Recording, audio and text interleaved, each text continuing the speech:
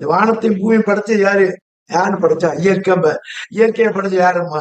இந்த உன்னை படைச்ச யாரு? இயற்கையா? உன் தாய் தகப்பன். உன் தாய் தகப்பன் மேல படைச்ச யாரு? அப்படியே போகும். அப்ப மனுஷன் தான் மனுஷனை படைச்சு, மனுஷன் தான் மனுஷனை உருவாக்கலாம். குரங்கு தான் குரங்கு உருவாக்கணுச்சு, பண்ணி தான் உருவாச்சு, நாயத்தான் உருவாக்குச்சு, மாடத்தான் உருவாக்கணுச்சு. யாரும் மாத்தி உருவாக்கல. இதே சொல்றான், இதே அத்தாச்சுடா.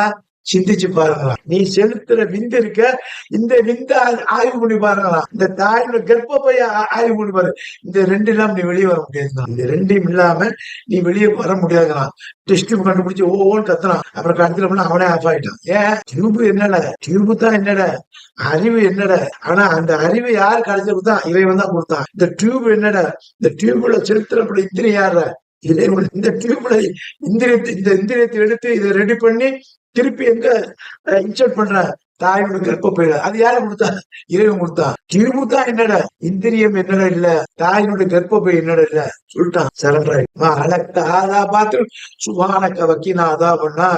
இறைவா, நீ படைத்தது அனைத்தும் வீணாக படைக்கவில்லை. சரண்டர் ஆயிட்டான். ஒன்னோடு நீ எடுத்துக்க, எதை வேணாலும் ஆய்வு செய்யும்.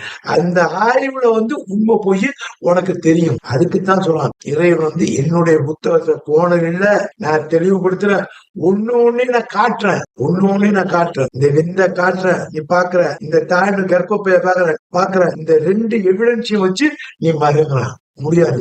இதே மாதிரி பல எவிடன்ஸ் வச்சு மறு. அப்ப ஒண்ணு இறைவன் காட்டுறான். சந்திரனை காட்டுறான், பூமியை காட்டுறான், சூரியனை காட்டுறான், ஆகாயத்தை காட்டுறான், நெருப்பை காட்டுறான், நீரை காட்டுறான். இது எல்லாம் படைச்சது யாரு? நான் தான் படைச்சேன். இல்ல நீ படைச்சு சொல்லு. நீ படைச்சோம் சப்ஜெக்ட் க்ளோஸ், கடவுள் இல்லைன்னு சொல்லுவான். அப்ப நீ படைக்கல அந்த இயற்கை அப்படின்னு தாஜாலாம் பண்ணாத. உண்மையை ஒத்துக்க. அப்படி ஒத்துக்கிட்டா இறைவன் தான் படைச்சான்.